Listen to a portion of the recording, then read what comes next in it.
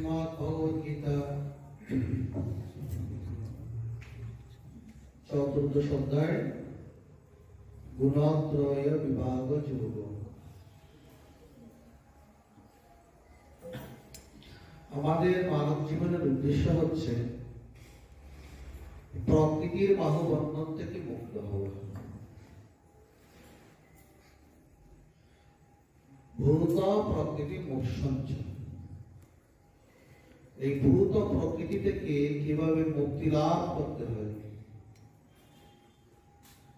এই মুক্তিপথের সহায় কি, বাধা কি,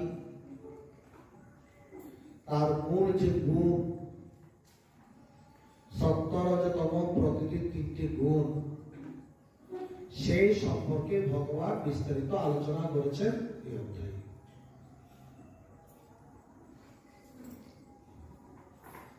তাই ভগবান প্রথমে গীতার দ্বিতীয় অধ্যায়ে বলেছেন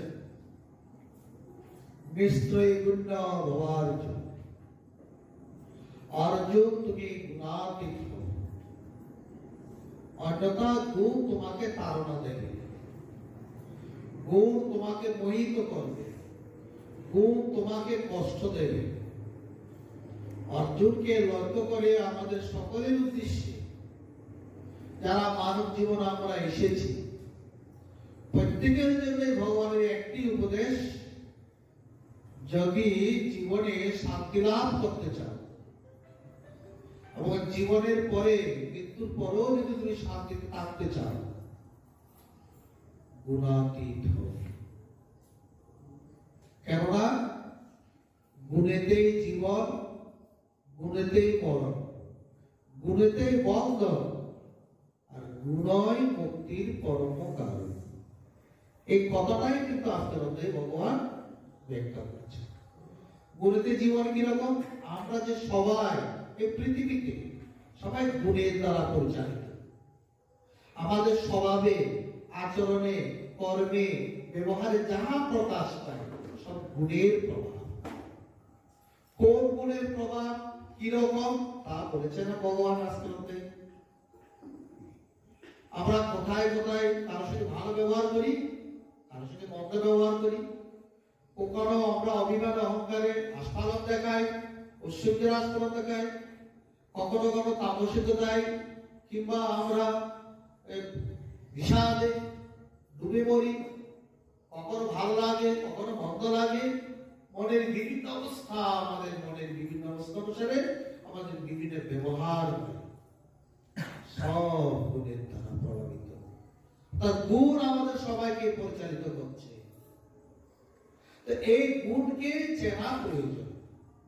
কোন গুণের স্বভাব কিরকম, গুণ থাকলে কিরকম ব্যবহার হচ্ছে, আর কিরকম ব্যবহার আমার কল্যাণজনক, আর কিরকম ব্যবহার আমার কষ্টজনক।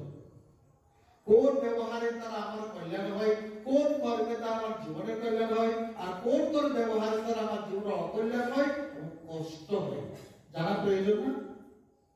আজকে ভগবান গীতায় এই কথা বলেছেন বলে আমরা গীতা পড়ছি বলে কথাগুলো জানতে পারি। তাই শ্রীমদ্ ভগবদ গীতা এত সমাদৃত, সর্বশাস্ত্র শিরোমণি এই কথায় তার জীবন দর্শন এখানে পাওয়া যায়। আমার জীবনটা কিভাবে পরিচালিত হওয়া উচিত, কিভাবে চালালে জীবনটাকে আমি এই কষ্ট থেকে, দুঃখ থেকে মুক্তি পেতে পারি। ক্ষণ ক্ষণ আমরা মানুষের সহিত রূঢ় ব্যবহার করি, কষ্টজনক ব্যবহার করি, অসম্মত কথা বলি, বা কিছু বলতে গেলে আমি কেন এই কথাটা বললাম, তখন না বললেও হতো। ওই সময় আমার গুণ ছিল, কোন গুণ ছিল সে তা নিয়ে আলোচনা। প্রকৃতির তিনটে গুণ, সত্যগুণ, তমগুণ, রজগুণ, তমগুণ। ওই যে বললাম গুণের দ্বারা জীবন, গুণেতেই জীবন। এই তিনজন আমাদের ঠাকুর রামকৃষ্ণ বলে তিনজন, তিন ভাই, তিনজনের শরীরের মধ্যে বসবাস করছে। কোনো ভাই কোনো ভাইকে যারা থাকে না, কখনো বড় ভাইয়ের প্রভাব দেখা যায়, কখনো মেজ ভাইয়ের প্রভাব দেখা যায়, কখনো সংসারের মধ্যে তিন ভাই থাকলে তারাও বুঝে, তখন ছোট ভাইয়ের প্রভাব দেখা যায়। বলছে তিন গুণ, একজন উত্তম, একজন মধ্যম, একজন অধম। তথাপি তারা একজন ছাড়া একজন থাকতে পারে না, তিনজনেই শরীরের মধ্যে আছে। সত্যগুণ, সত্যগুণের কিরকম স্বভাব? যার মধ্যে সত্যগুণ বিরাজ করে তখন সে মানুষের সাথে ভালো ব্যবহার করে, সে সৎ মানুষ হয়, সদাচার পালন করে, সদাচারে যা যা নিয়ম আচার ব্রত উপবাস পূজা পার্বণ সন্ধ্যা বন্দনা গীতা পাঠ সৎসঙ্গ গুরু সঙ্গ সে সব করে, সে ধার্মিক হয়, সে পরোপকারী হয়, সে ধৈর্যশীল হয়, সে ক্ষমাশীল হয়, সে আত্মরোধী হয়, অলোভী হয়, অকামী হয়, অনহংকারী হয়, অনভিমানী হয়। এগুলো হচ্ছে সত্যগুণের লক্ষণ। যার যে গুণগুলো থাকে তাকে সাত্বিক ব্যক্তি বলা হয়। কিন্তু সেও কিন্তু বদ্ধ, তার এইসব গুণের দ্বারা সে সব মানুষ হলো, সুখী মানুষ হলো, মুক্ত মানুষ হলো। অন্যান্য বলেছি এটা ভালো, রজগুণ তমগুণের বৈশিষ্ট্য বা লক্ষণ আরো অনেক খারাপ, কিন্তু সত্যগুণ অনেক ভালো। ভালো হলো সত্যগুণ থাকলেও কিন্তু মুক্ত নয় সে, তথাপি সত্যগুণে সবাইকে থাকতে হবে। সত্যার সঞ্চয় দিয়ে জ্ঞান, সত্যগুণে থাকলে, সত্যগুণ থেকে প্রার্থনা করলে একদিন মুক্তির বাসনা প্রার্থনা ভগবান নিবেদন হবে, সেটা পূরণ হতে পারে। মানুষের কর্তব্য সত্যগুণে সবসময় থাকা, ভালো থাকা, নিজে ভালো থাকা, তার মনটাকে ভালো থাকা, অপরকে ভালো রাখা। আমি নিজে ভালো থাকলাম কিন্তু অপরকে কষ্ট দিলাম, আমার ভালো থাকার কোনো মূল্য নেই। মূল্য আছে? তো সাত্বিক ব্যক্তির এই গুণগুলো থাকবে, সে দয়ালু হয়, কষ্ট করে হলো মানুষের উপকার করে, নিজে কষ্ট করবে তো মানুষের উপকার করবে। দয়ালু, সে ক্ষমাশীল, তাকে কষ্ট দিল সে প্রতিকার না করে ক্ষমাশীল থাকে, ভগবানের উপর ছেড়ে দেবে, ভগবান যাহা করে বলবে। সাত্বিক ব্যক্তি লক্ষণে সে ধৈর্যশীল হয়, তার যদি কোনো চঞ্চলতা থাকে না, অস্থিরতা থাকে না, ধীর স্থির থাকে। কেন? তিনি ধার্মিক। ধার্মিক ব্যক্তি ধৈর্যশীল হয়। ধর্ম বই বলে তাকে ধার্মিক বলা যায় না, ধর্মাচরণ করলেও তাকে ধার্মিক বলা যায় না। যদি জীবনের ঘাত প্রতিঘাতে নিজেকে স্থির রাখতে পারে, অচঞ্চল থাকতে পারে। কে ধৈর্যশীল হন? যে নিত্য ভগবান পরমাত্মার ধ্যানে স্থির থাকেন। তিনি দেখেন আমার পরমাত্মা আমাকে যেভাবে নিয়ন্ত্রণ করছে, আমি সেভাবে চলছি, কোন বিষয়ে আমার চঞ্চলতার কোন প্রয়োজনে, যা হওয়ার তা হবে, অস্থিরতা নেই। আমার শুধু কর্তব্য করা, কর্ম করা,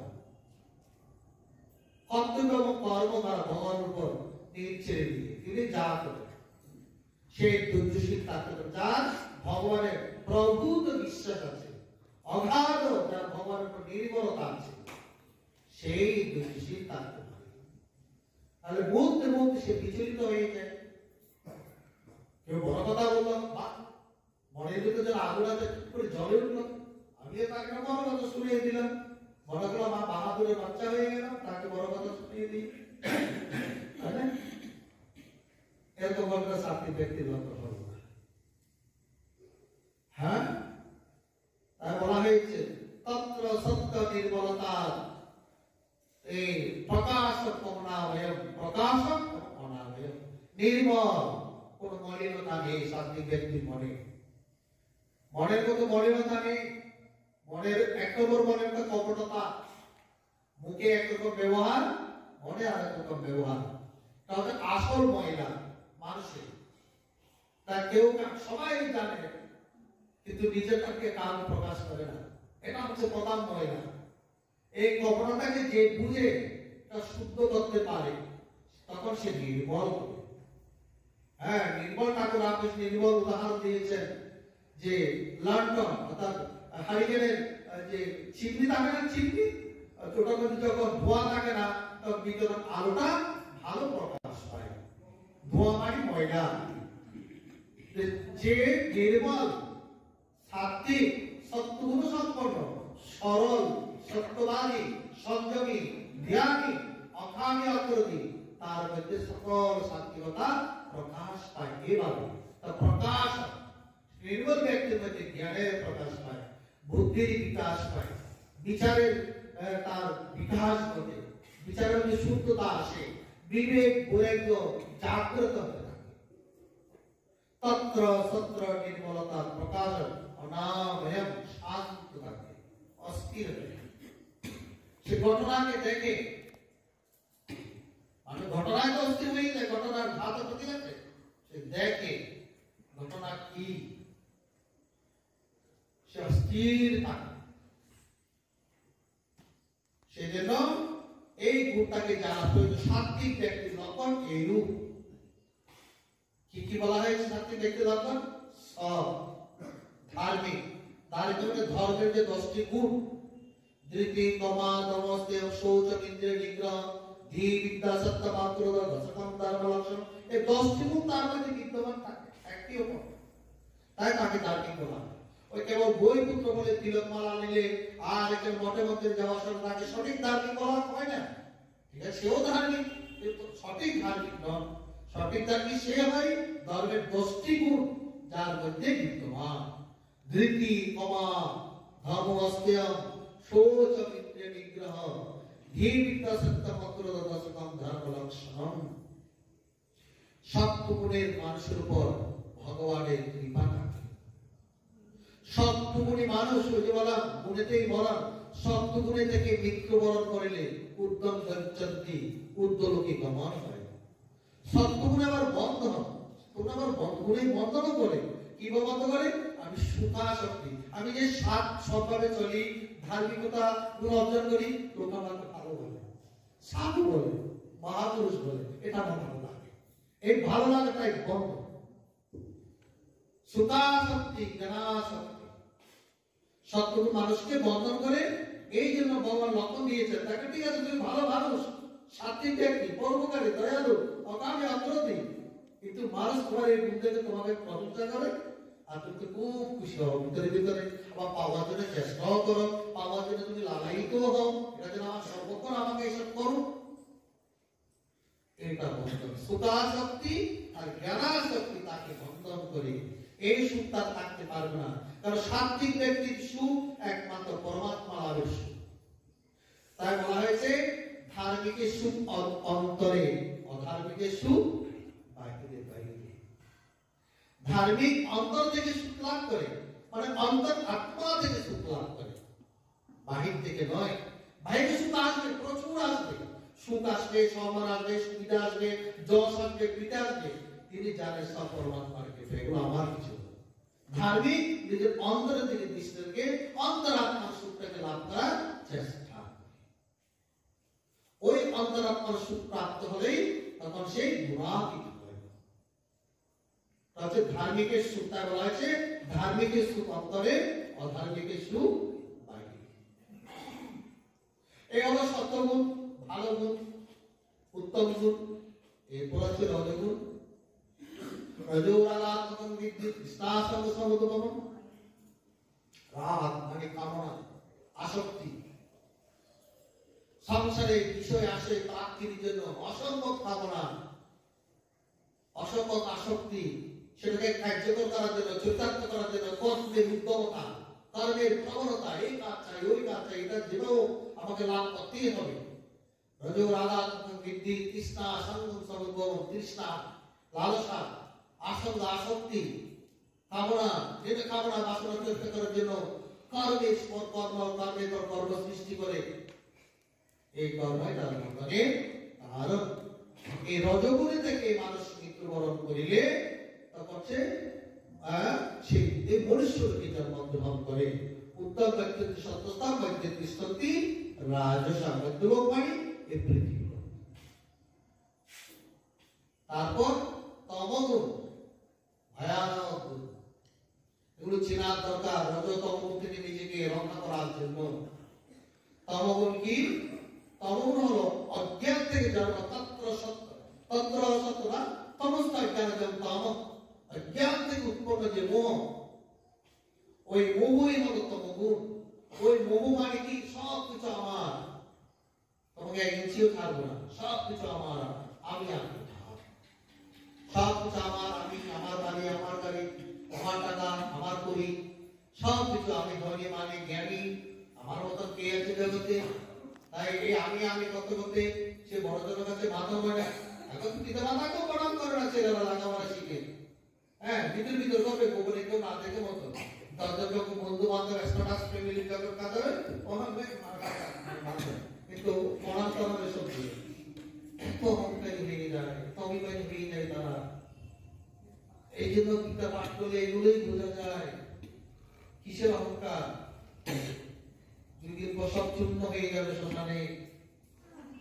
একজন জ্ঞানী ব্যক্তি, একজন ধনী ব্যক্তি মৃত্যুর পর যে অবস্থা, একজন নির্দোষ ব্যক্তি মৃত্যুর পর সে একই অবস্থা, এক মুষ্টি বস্ত্র দ্বারা সেখানে আর কি পাওয়া যায়, তাকে দলের জন্য দিয়ে জ্ঞানের জন্য তাকে কিছু পুরস্কার দেয় মৃত্যুর পর। ওই শ্মশানে কিছু পুরস্কার আসে কি?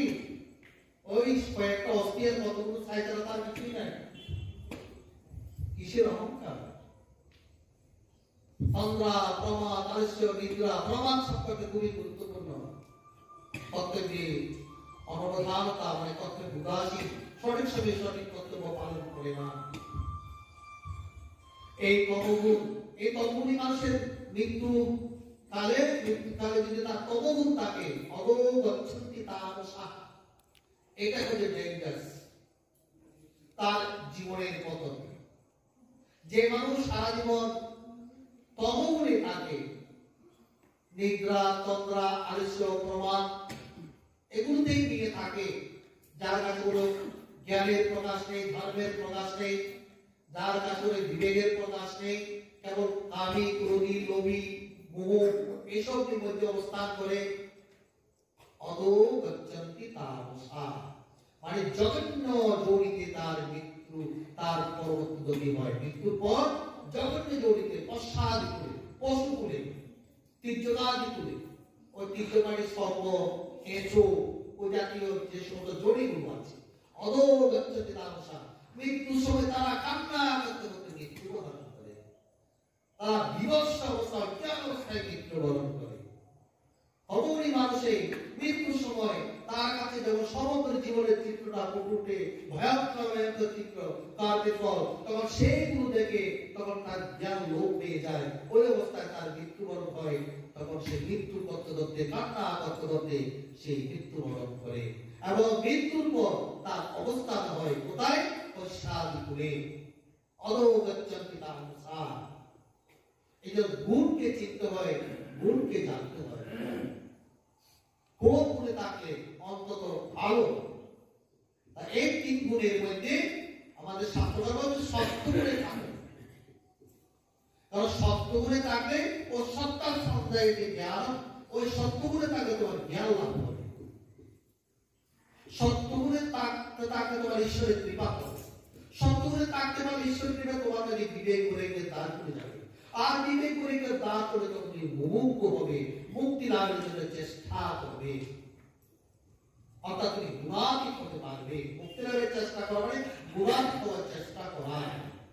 আশ্রয় হচ্ছে এই জন্যই ভগবান প্রথম শ্লোকে পরম ভূয়ে প্রবেশকামী জ্ঞানানাম জ্ঞান উত্তম, সকল জ্ঞানের মধ্যে শ্রেষ্ঠ জ্ঞানের মতো তোমাকে গর্ব, কিন্তু সেই জ্ঞান লাভ করতে হলে তোমাকে গুণাতীত হতে হবে। এই গুণাতীতের কথা বলার জন্য ওই তুমি জ্ঞান লাভ করতে হবে। মম সাধনে আত্মা, তুমি আমার সাধন মানে আমার আত্মভাব, তুমি আমি এই পরমাত্মা তুমি প্রাপ্ত হবে। আর এই পরমাত্মা প্রাপ্ত হলে সৃষ্টিকালে তোমার জন্ম হবে না এবং মৃত্যুকালেও তোমার আর মৃত্যু হবে না। তাই আমাদের জীবনের সঙ্গে এই তিনটি গুণ ওতপ্রোতভাবে জড়িত হয়ে আছে। এই তিনটি গুণের দ্বারা আমরা প্রভাবিত হচ্ছি, প্রতি মুহূর্তে পরিচালিত হচ্ছি। সেজন্য গীতা তৃতীয়তে ভগবান বলছেন প্রকৃতি ক্রিয়ামানে গুণে কর্মাণি সর্বস্বা অহংকার বিমূঢ়াত্মক তত্ত্বহীতি বলতে, প্রকৃতির দ্বারা পরিচালিত আমরা সমস্ত কর্ম করি আর আমরা মনে করি সব আমিই করছি। একদম আর নিত্য অভিমান, অভিমান করে আমি করি, কিন্তু প্রকৃতির গুণ দ্বারা আমাকে করার চেষ্টা করছি। এই অধ্যায় পড়ে আমার জেনে আমাদের হলো আমাদের গুরু শুদ্ধি, জীবন শুদ্ধি করা, মৃত্যু শুদ্ধি করা। জীবন শুদ্ধি কিভাবে হবে? যদি আমরা সত্যগুণে থাকতে পারি, জীবন শুদ্ধ হলো। এবং সত্যগুণে থাকতে আমাদের কি হবে? আমাদের হবে একটা সুসংস্কার, ভালো সংস্কার, উত্তম সংস্কার, যে সংস্কার পরবর্তী জন্মের জনক। আমি যে পরবর্তী কোনটায় জন্মগ্রহণ করবো, এই জন্মের সংস্কার আমাকে পরিচালিত করবে। যদি আমি এই সংস্কারটা পরিচালিত করতে জানি, যদি উত্তম লোকে আমি যেতে চাই, ভালো লোকে যেতে চাই, উত্তম কি উত্তম লোকে যদি আমি যেতে চাই, সত্যগুলো ব্যক্তি উত্তম লোকে যান, দেবলোক প্রাপ্ত হন। এই জন্য প্রত্যেক মানুষের কর্তব্য অধ্যায়টি পড়ে সত্যগুণকে চুনে, রজগুণকে চিনে, তমগুণকে চিনে, রজতম যথাসম্ভব পরিহার করার চেষ্টা করা। এটা একটা সাধনা, বিরাট। আমরা গীতা পড়ি, কিন্তু গীতার মতো চলি না। গীতা পড়ে অনবরত অহংকার অভিমানে নিজেকে জড়িয়ে রাখি, তাহলে গীতা পড়ার ফলটা কি হবে? কোনো লাভ হলো কি? গীতা পড়ো, গীতা ধরো, বললে হবে না, ধরতে হবে। আমরা প্রত্যেকদিন ও গীতা পাঠ করে আনন্দ গীতিতে বলি, গীতা পড়ো, গীতা ধরো। গীতার কথা মানি না। সবচেয়ে বড় গতি মৃত্যুটা বরণ করতেই হবে নাকি? আমি যদি রজত করে থাকি, আমার অবস্থাটা কোথায়? এটা বিবেচনা করা উচিত না মানুষ বলে? অন্তত মুক্তি লাভ করতে না পারি, গুণাতীত করতে না পারি, অত সত্যগুণে তো অন্তত থাকি, দেবলোক অন্তত গতি হবে। সত্যগুণ থাকার জন্য একটা করে ভগবান এটা বলছেন। তখন অর্জুন প্রশ্ন করেছিলেন, যারা এই গুণ থেকে মুক্তি হয়, বলা গুণই মুক্তির কারণ, অর্থাৎ সত্যগুণই হচ্ছে মুক্তির কারণ। সত্যগুণে দেখে শুধু জীবনযাপন করলে হবে না, সত্যগুণে প্রার্থনা করতে হবে, আমি মুক্ত হতে চাই, আমি মুক্ত হতে চাই। তখন ভগবান বলছেন, এই গুণ থেকে মুক্তির উপায় হলো তুমি সত্যগুণে থাকবে। সত্যগুণে থেকে যে কতটা বিশেষ প্রয়োজন, ভগবানকে সৎস্বরূপ পরমাত্মাকে আপন করে পাওয়ার জন্য তার ভজনা করবে, তার উপাসনা করবে। বলবেন আমরা তো নিত্য উপাসনা করে ভজন করি, সেরকম নয়। আত্মাহারা হয়ে নাম করে যেই জন, সেই শুদ্ধ নামে প্রভু দেন দর্শন। আত্মহারা হয়ে, আত্মহারা হয়ে বলে জাগতিক কোনো বিষয়ের প্রতি আমার কোনো আসক্তি নাই, কোনো কিছু আমি চাই না, এটা না বলা আত্মহারা। আত্মহারা হয়ে নাম করে যেই জন, সেই শুদ্ধ নামে প্রভু দেন দর্শন। এবং এই সাত্বিক ব্যক্তির প্রতি ভগবানের অহেতুক ইচ্ছা হয়। তাই আস্তরতে 26 নম্বর শ্লোকে ভগবান বলেছেন, মাম যে বিচারেণ ভক্তি যোগেন সেবতে সগুণাং সমচিত্তইতাং ব্রহ্মভূয়ায় কল্পতে। আর ব্যভিচারিণী ভক্তি মানে কি? কারণ কামনা বাসনা বশত ভগবানকে উপাসনা করা না ব্যভিচারিণী। কিন্তু মুক্তির জন্য যে উপাসনা, ওটা হচ্ছে অব্যভিচারিণী ভক্তি। তোমাকে ছাড়া আর কিছু চাই না, কেবল তোমাকেই চাই। তখন ভগবানও তখন সেই ভক্তকেই চান। সেরকম একটি দৃষ্টান্ত আছে। গুজরাটে এক ভক্ত ছিল, নাম শুকদেব, যিনি গুজরাট দ্বারকাধীশ যে মন্দির, দ্বারকায় যে ভগবান শ্রীকৃষ্ণের মন্দির আছে, তার থেকে 22 থেকে 30 কিলোমিটার দূরে অবস্থান করেন। তার কাজ হলো প্রতি একাদশীতে একাদশী উপবাস করে পায়ে হেঁটে মন্দিরে এসে ভগবানের কাছে অবস্থান করা। সারাদিন একাদশী থাকবে, সাধন ভজন করবে, পরের দিন আবার পায়ে হেঁটে তিনি আবার বাড়িতে চলে যাবে। আসার সময় শুধু কৃষ্ণ কৃষ্ণ কৃষ্ণ কৃষ্ণ, যাওয়ার সময় শুধু কৃষ্ণ কৃষ্ণ কৃষ্ণ কৃষ্ণ, আর মুখে কোনো অন্য ভাষা নেই।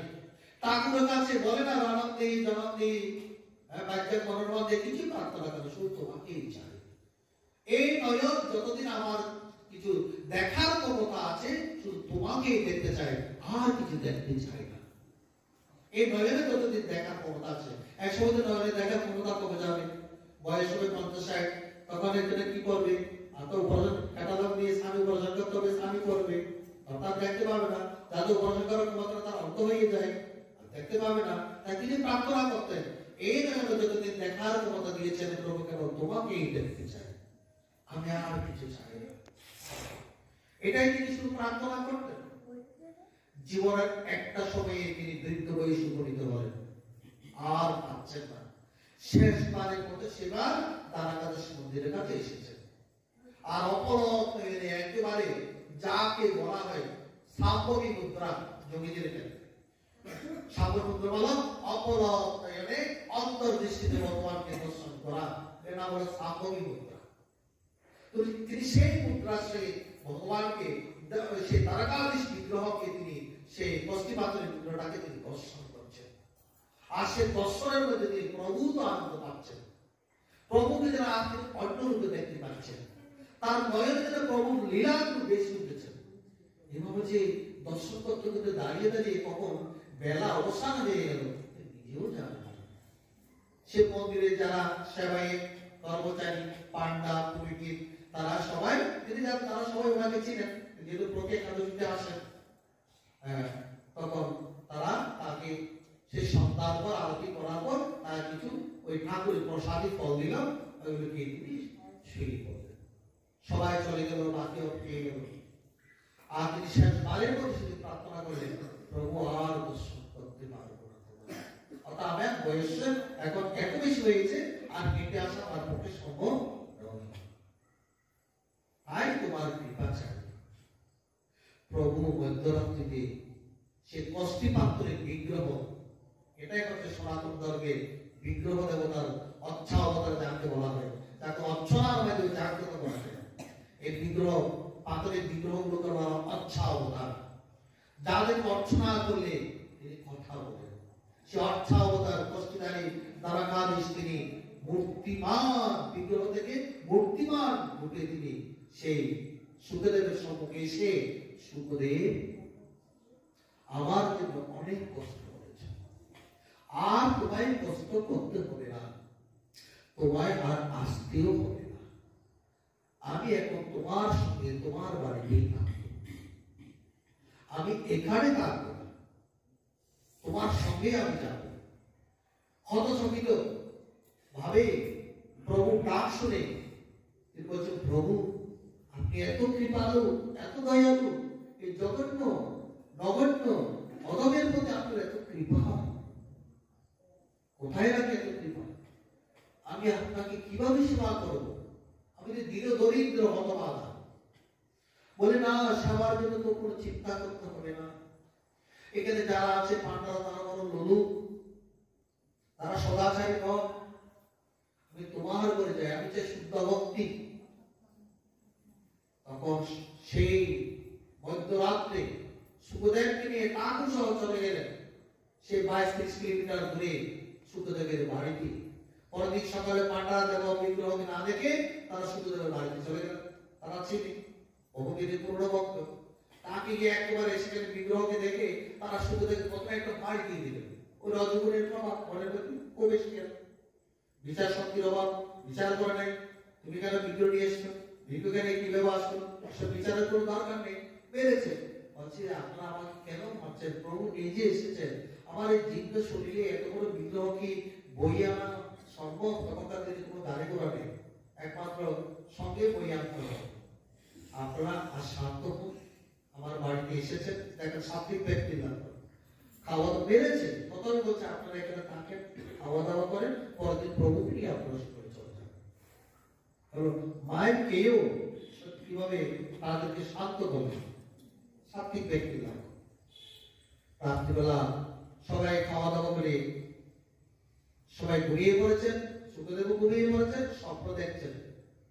ওরে যারা এসে তারা অত লোক পান্ডা, তুই ওদেরকে বলে দে আমার ওজনের সম পরিমাণ স্বর্ণ দিবি, ওরা চলে যাবে আমার স্বর্ণ পেয়ে। প্রভু তো আমি স্বর্ণ কোথায় পাবো?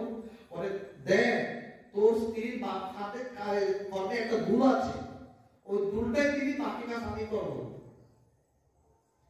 সকালে যখন নিদ্রা ভাঙলো তখন সুখদেব ভক্ত বলছেন, প্রভু যখন নিজের ইচ্ছে এসেছেন কেন নিয়ে যাবেন, আমি এই প্রভু সমপরিমাণ স্বর্ণ আপনাদের দিয়ে দেবো, ওটা নিয়ে আপনারা চলে। হ্যাঁ ঠিক আছে, ওই দাম ওই যে বলুন ঠাকুর বলছেন এটা অফ করুন, রাজি। সকল গ্রামের সব লোক টাকা হলো, লেখালেখি হলো, কথাবার্তা হলো, তুলাধর টানা হলো, প্রভু এক পাশে বসানো হলো, আর ওর কথা মতো সুখদেবের স্ত্রী বাম কানের দুলটা দিল, সমান হয়ে গেল। তখন সকলে দেখে না, হতচকিত আশ্চর্যিত, এ কি প্রভু লীলা। তখন সবাই ধন্য করছে সুখদেব, ধন্য করছে প্রভু, প্রভুরই লীলা, প্রভুরই ইচ্ছা, প্রভু এখান থেকে যাবে না। বুঝতে পেরেছেন সবাই, এ হচ্ছে ভক্ত। এইরকম ভক্তির দ্বারাই ভক্ত গুণাতীত হয়। এই জন্য ভগবান বলেছেন, মাধ্যে বিচারেণ ভক্তি যোগেন সেবতে সাধুনার সমচিত্ত একাং ব্রহ্ম বিহায় কর্মতে।